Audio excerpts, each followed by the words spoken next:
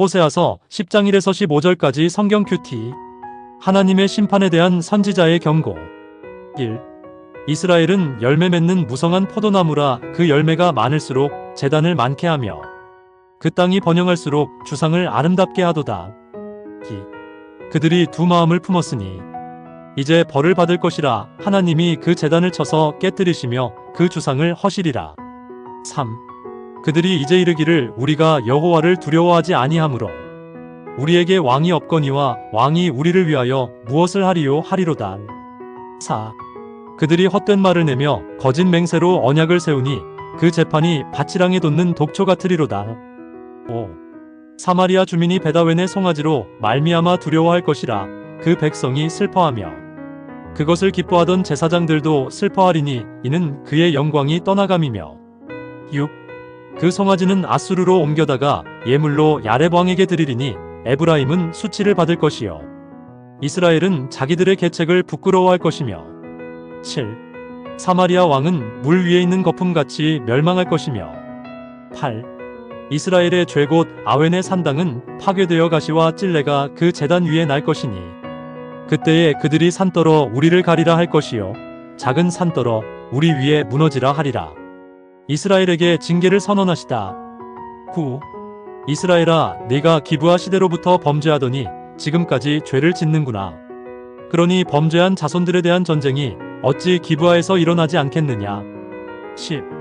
내가 원하는 때에 그들을 징계하리니 그들이 두 가지 죄에 걸릴 때에 만민이 모여서 그들을 치리라. 11. 에브라임은 마치 길들인 암소 같아서 곡식 밟기를 좋아하나. 내가 그의 아름다운 목에 멍에를 메우고 에브라임 위에 사람을 태우리니 유다가 밭을 갈고 야곱이 흙덩이를 깨뜨리리라. 12. 너희가 자기를 위하여 공의를 심고 인애를 거두라. 너희 묵은 땅을 기경하라. 지금이 곧 여호와를 찾을 때니 마침내 여호와께서 오사공의를 비처럼 너희에게 내리시리라. 13. 너희는 악을 밭가라 죄를 거두고 거짓 열매를 먹었나니 이는 네가 내 길과 내 용사의 많음을 의뢰하였음이라. 14. 그러므로 너희 백성 중에 요란함이 일어나며 내 산성들이 다 무너지되 살만이 전쟁의 날에 베다벨을 무너뜨린 것 같이 될 것이라. 그때에 어머니와 자식이 함께 부서졌도다. 15. 너희의 큰 악으로 말미암아 베델이 이같이 너희에게 행하리니 이스라엘 왕이 새벽에 정령 망하리로다. 본문 큐티에 앞서 평범한 성도의 큐티임을 알립니다. 하나님께서 다윗에게 복 주셔서 그 소금 언약으로 이스라엘이 번성할 때가 있었습니다. 그러나 솔로몬 이후 이스라엘이 두 나라로 갈라지고 북이스라엘은 여로보암이, 남유다는 르호보암이 다스리게 되었습니다. 호세아는 북이스라엘에서 활동하던 선지자이므로 북이스라엘의 심판에 대해서 오늘 본문은 하나님의 말씀을 선포하십니다. 오늘 본문에 적혀 있기로는 이스라엘은 열매를 많이 맺은 포도나무처럼 번성하였다고 합니다. 이 시대가 바로 여로보암 2세의 시대로 북이스라엘의 왕 예후의 왕조인 제5왕국 때이며 요아스의 아들로서 사마리아에서 41년 동안 다스린 왕입니다. 그의 통치 기간은 북이스라엘이 국력을 회복하고 영토를 확장하는 황금기로 평가되고 있습니다. 이때를 하나님께서는 언급하십니다. 열매를 많이 맺은 포도나무처럼 번성하였으나 이렇게 되었을 때 그들은 하나님이 그들에게 보이신 회복과 축복을 감사하며 나를 살리신 하나님을 깨닫고 돌아와야 했습니다.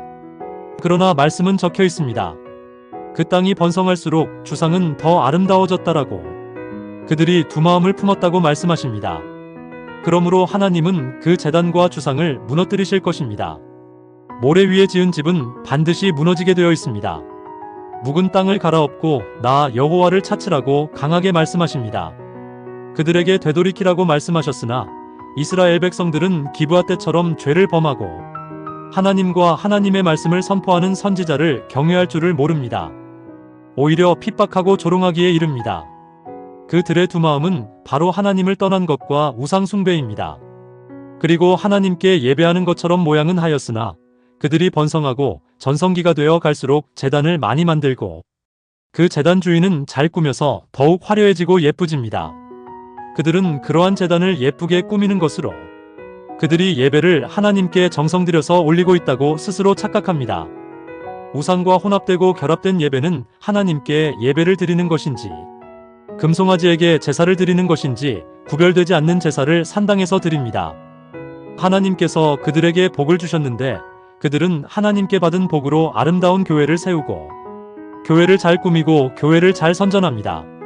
그러면 이 아름다운 성전에서 하나님께서 기뻐해야 할 텐데 하나님께서는 왜 진노하시는 걸까요? 다 그런 것은 아니겠지만 그 예배를 드리는 자들의 중심이 하나님 중심이 아니었나 봅니다. 그 모든 것이 다소 자기들을 기쁘게 하고 즐겁게 하고 자신의 만족을 위해서 만든 것인 줄을 스스로도 깨닫지 못한 것입니다. 마치 가인의 제사와도 같은 것입니다. 아벨의 제사는 하나님께서 받으셨지만 가인의 제사는 하나님께서 받지 않으셨습니다. 가인은 그 영문을 알지 못합니다. 하나님은 말씀하시기를 사람은 외모를 보거니와 하나님은 그 마음의 중심을 보신다고 분명히 말씀하십니다. 하나님께 헌신하기 위한 예물과 예배가 아니었으며 자기들의 마음의 평안을 위해 자기들의 만족을 위해 마음을 즐겁게 하기 위해서 더 크고 훌륭한 장식을 사용하여 널리 자랑하고 싶었던 것입니다.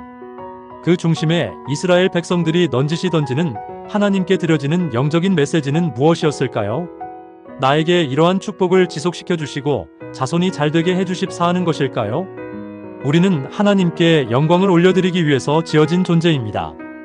나를 통해서 하나님의 하시는 일을 나타내기 위해서 내가 존재하는 것입니다.